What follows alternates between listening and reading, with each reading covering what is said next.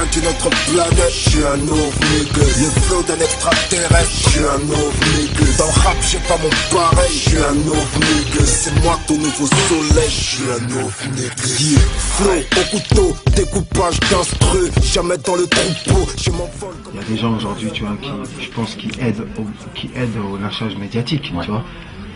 Tu vois, quand on sort des morceaux de Maître Gims qui datent de je sais pas quelle année, ouais, pour essayer de, tu vois, genre, sur les punchlines, tu sens le, c'est pas un travail de journaliste. Tu sens le complot, tu vois, tu sens le petit complot, mais ils se battent bien là pour essayer de défendre leurs propos et leurs arguments, de montrer qu'on les a un peu piégés, et puis ils vont se battre. J'attends que la vie me fasse un beau sourire. La passion. La passion et la détermination à montrer que un mec de cité qui vient du 9-3, un noir, peut gérer ses affaires et être à l'origine de pas mal de choses. Il faut savoir que toute ma carrière, c'est moi qui ai faite.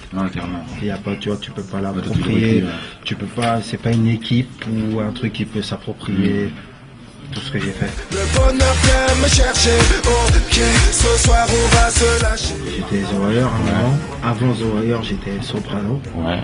On va dire que dans soprano, ils ont investi, je pense, un paquet d'argent sur les dialoguistes.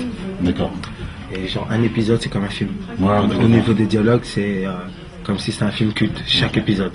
Après, j'ai bien aimé aussi une série qui s'appelait Black Donnellys. C'est l'histoire de 4 frères irlandais qui sont pas nécessairement dans le banditisme, mais qui t'expliquent jusqu'où la fraternité peut t'amener.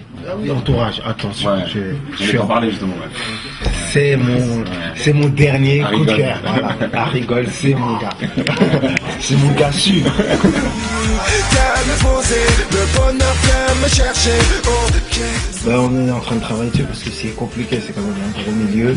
Pour pouvoir faire un truc il faut vraiment pousser l'image au max. Donc ça facilite. Ouais, l'imagerie, il faut qu'elle soit. Ouais, faut qu'elle soit. Sinon ça va être compliqué, ça va être un bourbier. On est en France, on est en tête. Pour estimer qu'un rappeur est tu vois, est fort, c'est sa longévité. Voilà. Donc, je vais mettre Jay-Z, parce que là, ils vont pas comprendre. Ouais, Jay-Z. Et je pense que je vais mettre Nas en 3e. Et je vais mettre Lil Wayne en 2e. Parce que Lil Wayne, au niveau du peur rap, il a bouleversé le rap, comme Rakim a bouleversé le rap. Cameron, tu vois, même Cameron, toi, pour dire la vérité, Cameron, en vrai, je le marre en Nas. Je mets Nas en 5e. Tu vois, je mets Nas en 5e, tu sais pourquoi? Parce que j'écoute plus de Nas, ma gueule.